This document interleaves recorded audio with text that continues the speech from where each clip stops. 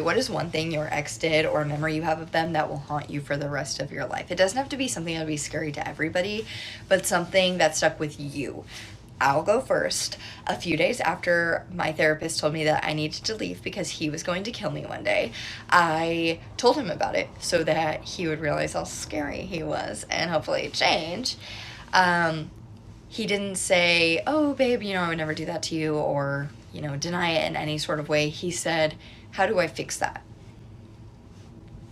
As in, how does he fix the urge to want to kill me? So that f***ed me up pretty bad. I still think about that pretty often. So I want somebody to one-up me. Tell me your story. Duet this or comment something terrible, or it doesn't even have to be the worst thing that ever happened. He made me cry, so he took my hydro flask and banged it against his forehead 4 times. Because he made me cry. His child was most likely autistic. They were still trying to figure it out. But when I got pregnant, he told me that he wanted me to keep the child because he wanted to start over with a normal kid that he could have a real family with. We were not together at this specific time. I was really friends with his sister at this time, and I was staying at her house where he also lives at because they're siblings. And one of his friends had come over and came into her room to hang out with us, and he laid his head in my lap, I'm guessing wanting me to play with his hair, so I did. Remind you, I'm single at this time, okay? And he comes in and just gets so pissed that he slams the door so hard that it breaks off of the door handle and then punches, like, this is his sister's head, and this is where he punched in the wall. I should have read that red flag, but I did not. I did not. Oh, probably when she would have me take her to the airport to go visit her family in Mexico. And then she would bring me back these like souvenir coffee cups from the trips. Like they would go on trips to like Utah and Colorado together, and she would bring me back all of these coffee cups. So I had an entire cabinet full of these like memorable coffee cups from the trips that she would go on with her family. And then fast forward to me finding out that she was not going on trips with her family. She was actually in a 13-year-long relationship, and I was taking her to the airport to go visit her actual girlfriend. Also, this is after she proposed to me. My ex did a lot of crazy things, but one thing that I will never, ever get out of my brain is that after he takes a poo, he has to stand up, put his foot on the toilet, and then wipe his... So I'm going to tell the shortened version of this story, which is that I got a concussion, had nothing to do with him, but he pretty much told me, oh, you don't actually have a concussion, you don't actually have a concussion, even though I definitely did. And I didn't have a car at this point in my life, so I didn't go to the doctor. But he was like, hey, do you want to go to Avengers Endgame with me this weekend? And I'm like, sure. So we went, and having a concussion, I threw up. So I ran to the bathroom and I threw up in the theater. And he comes out and doesn't say anything to me. And we drive the 25-minute drive home in silence.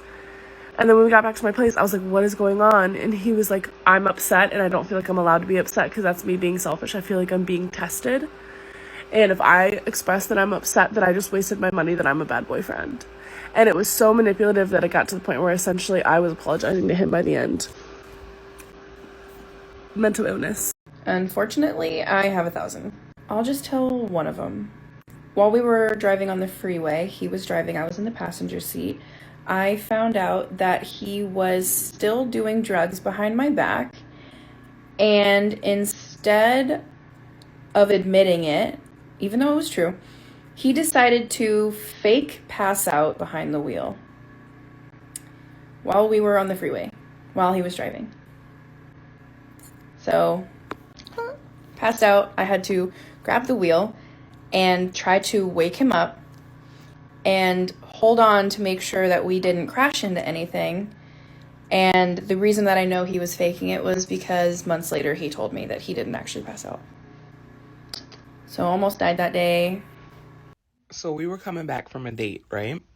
And as he was bringing me home, and we were walking home because we got off the bus like a few stops earlier so we could have time to walk and talk and, just be with each other.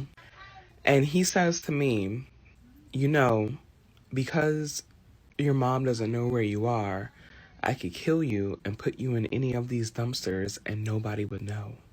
Child, when I say... This was also the same ex that when I moved out of state, he called me and left a voicemail saying that I'm a disgusting whore and that he will skin me alive. So there's that. This man actually cried to me on the fake death anniversary of a girlfriend he never had, that never existed, that he said died in a car crash while they were together. So I am going to make a very, very, very long story as short as I possibly can. I was in a very controlling and toxic relationship for a little over 5 years. During that, afterwards, after we broke up, things got crazy pretty fast. I remember he wouldn't move out of my house, and when he finally did, it's because I went out on my very first date. But that very next morning I walked out, he had taken half of the furniture. His parents made him bring it all back. I also found out that he had racked up all of my utility bills to the point that I couldn't pay for them and everything was getting shut off. $2,000 went missing in my account. Someone kept banging at my door late at night. Handprints would show up on my car. One time I walked in, he was just sitting in my living room after he had moved out, had no business being in my house. So I don't know if everything over that course of our breakup was all him, but I do know I was very scared of him for a very long time. I had explicitly told her that I had some pretty serious trauma from my father getting in a car accident with me in the passenger side and flipping the car over onto the passenger side.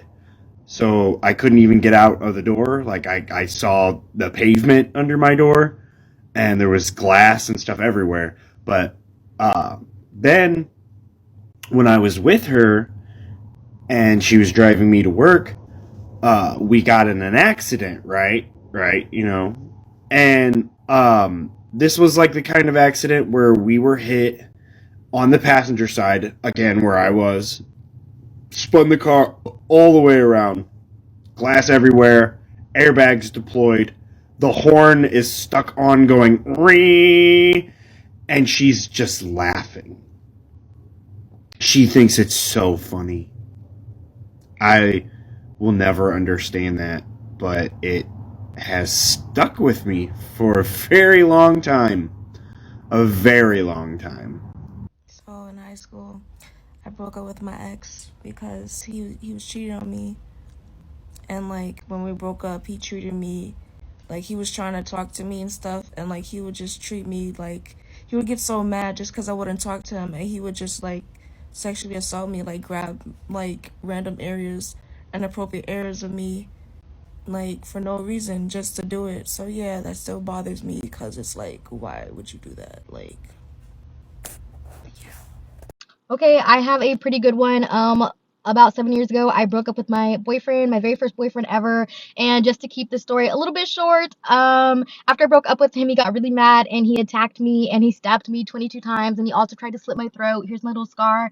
And he then brought me back to his house where I just laid in his bed, bleeding out until I finally convinced him to bring me to the hospital. And at that time, the cops came, cuffed him. I called my parents. And yeah, I was, scarred and still am, no pun intended. So I'm 15 years old in a long distance relationship with a 19-year-old. I know, disgusting. So we FaceTime, talk, text, everything, and it's so cute for a couple months, right? He admits to me that he's a gang member and he's using a lot of drugs. 15-year-old me, I'm like, that's, I can change him, you'll change for me. Stupid.